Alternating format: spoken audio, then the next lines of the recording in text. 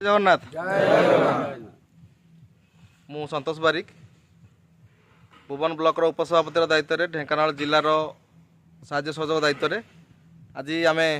भुवन block तरफ गोटे साधारण बैठक रखी आमर 18 गोटी पंचायत एनएससी समस्त कर्मकर्ता सहित ब्लॉक कर्मकर्ता भाई माने आम गहन उपस्थित आज यही कार्यकारिणी बैठक जरिया आम गहन छाड़ी जाइथिबा जड़े भाई अंतर्जामी देहुरी भाई जार पंचायत बालिब पंचायत कानखाई ग्राम भुवन ब्लॉक तांकर देहांत होइतला 2023 मसीहार तांकर एबे से पैसा पाई 24 तारिख रे 2024 मसीहा डिसेम्बर मसरे तो तांकर धर्मपत्नी को एबे आमे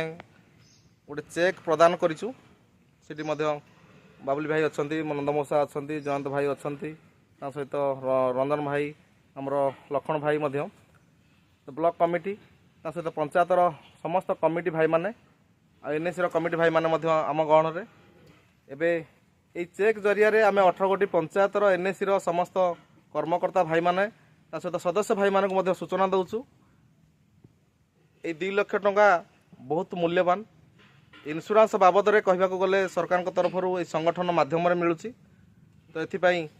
समस्त भाई माने संगठन माध्यम आसतु संगठन माध्यम जड़ित हो रुहतु आ प्रत्येक क्षेत्र में प्रत्येक ड्राइवर भाई को साहाय्य करंतु। जय जगन्नाथ। एबे मु कहबी आमर अंतर्जामी देहुरी भाई धर्मपत्नी को सी दीपद जदि किसी वार्ता देवे संगठन पाई तो आम मैंने चिर उपकृत हबू आपण वार्तार